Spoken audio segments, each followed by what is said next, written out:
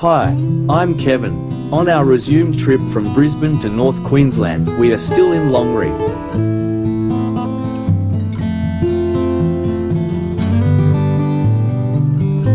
Today we did one of the tours available from the Qantas Founders Museum. Well, I did. There are a large number of stairs involved. Ruth spent some time in the museum area within the building, but I did the aircraft tour that did not include walking on the wings of a jumbo jet.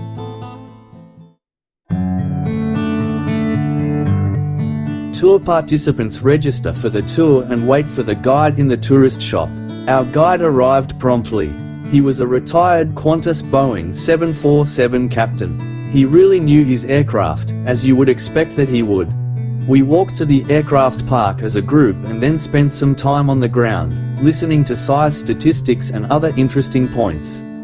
Things like the aircraft's ability to carry a spare motor and that an adult can stand within the engine cowl, but only when the motor is not running.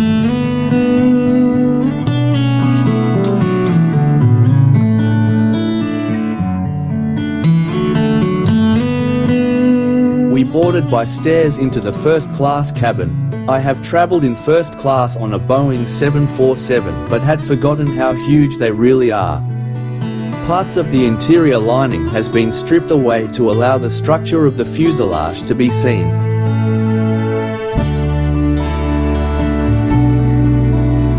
Early 747s had a flight crew of 3, captain, second officer and engineer.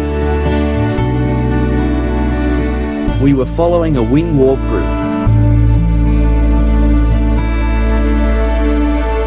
Early Boeing jumbos had a deluxe upstairs lounge. The first jet owned by Qantas was Boeing 707 VHEBA, City of Canberra. When retired from the Boeing fleet, it was sold and converted to a flying 5-star hotel. After several owners, it was parked and left in a field in southern England. It was discovered by a museum board member, who recognised its historical significance. After several months of volunteer on-site renovation, the aircraft was flown back to Longreach to become, at that time, the largest aircraft on display. The Boeing 707 introduced the era of overseas tourism as we know it today.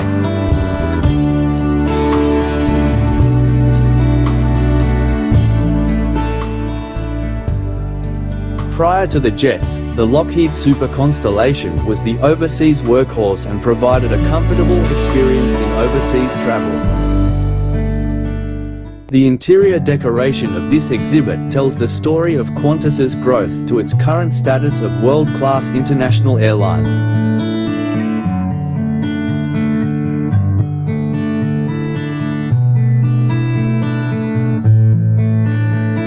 The fourth aircraft in this area is the wartime Douglas DC-3 VHEAP, affectionately known as the Heap, from its registration number. The Douglas DC-3 concluded the tour, so I joined Ruth in the main museum.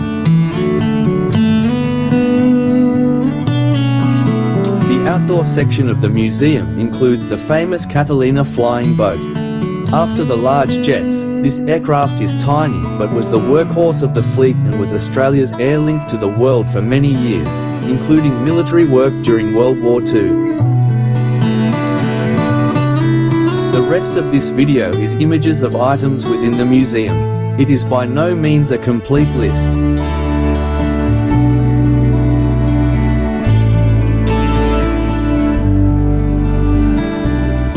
Both of these jet engines were used by Qantas.